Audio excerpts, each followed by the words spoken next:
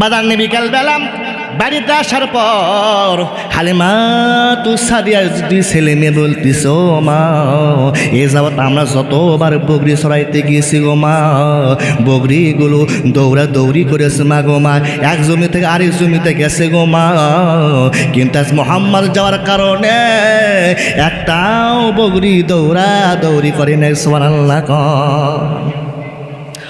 মা গো, শুধু তাই নয় মা,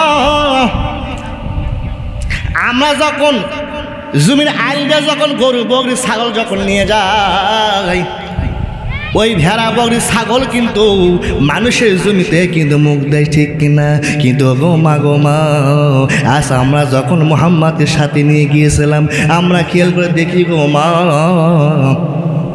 ওই বকরিগুলো একটাবারের জন্যেও কারু জমির খেতেতে মুখ দেয় না। সুবহানাল্লাহ কোন মা গো মা, মোহাম্মদ এত ভালো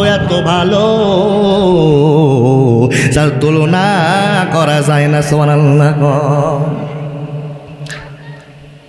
বাদান একদিন করছে কি, আমার ছোট্ট নবী গায়ে জ্বর আসছে বাজান, জ্বর আসার কারণে হালিমা সাদিয়া বাড়ির থেকে যাইতে পারতেছে না, তার দুই ছেলে মেয়েকে ডাকতে বলো, আমার ছেলে মেয়ে তোমার শোনো গো, তোমরা বগরিলে চড়াইতে যাও মরু প্রান্তে। এই কথা যখন বলেছে বাদান রে, তার দুই ছেলে মেয়ে বলে মা গো মা আমরা বগরি নিয়ে যাব না, কেননা মা গো মা মুহাম্মদ গেলে একটাও বগরি ছাগল দৌড়াদৌড়ি করে না, আমরা তাকে সঙ্গে করে নিয়ে যাব। হালিমা সাদিয়া বলে বাবারা, মুহাম্মদ অসুস্থ হওয়ার কারণে সে শুয়ে আছে, সে কেমনে তোমাদের সামনে যাবে। হালিমা সাদিয়া বাদানরা তার দুই ছোট্ট ছেলে মেয়েদেরকে যখন ধমক মারিয়া দেয়, মায়ের ভরে করে কি দুই ভাই বকরি নিয়ে আমর প্রান্তে চলে যায়।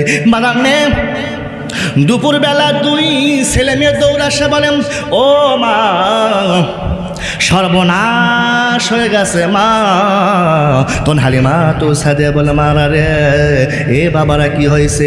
বলে মা গো মা আমরা যখন বকরি নিয়ে চড়াইতে গিয়েছিলাম, যে ছাগির দুধ তুমি আমাদের ভাই মোহাম্মদকে খাওয়ায় দাও, যে ছাগলের দুধ মোহাম্মদকে তুমি খাওয়াও গো মা, সেই ছাগলকে একটা নেকড়ে বাঘ এসে ধরিয়ে নিয়ে গেছে। সুবহানাল্লাহ।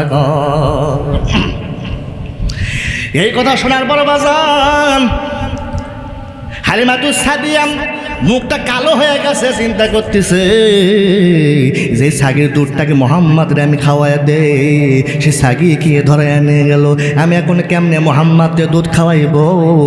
এই চিন্তা ফিকিরের মধ্যে হালিমা সাদিয়া পড়ে আছে। বাদান এমন সময় দেখে মোহাম্মদ নবীর মাথায় যায় যখন হালিমা সাদিয়া মাথায় পানি ঢালতেছে বাজান, এখন নবী আমার খেয়াল করে দেখে হালিমা সাদিয়ার মুখটা কালো দেখা যায়। ছোট্ট নবী ডাকতে বলে মা গো মা আপনার কি হয়েছে গো মা, আপনার কি হয়েছে, আপনার মুখটা কেন কালো দেখা যায়? তোর হালিমা সাদিয়া চোখের পানি ফেলে বলতেছে বাবা মুহাম্মদ, যেই ছাগির দুধ আমি তোমারে খাওয়াই দেই বাবা, সেই ছাগিরে বাজান একটা নেকড়ে বাঘ বনে ধরে নিয়ে গেছে। এই কথা বলার পর বাজান হালিমা সাদিয়া সাক্ষী বলতেছে ও নবীর উম্মত তোমার শোনো, তোমরা শোনো গো।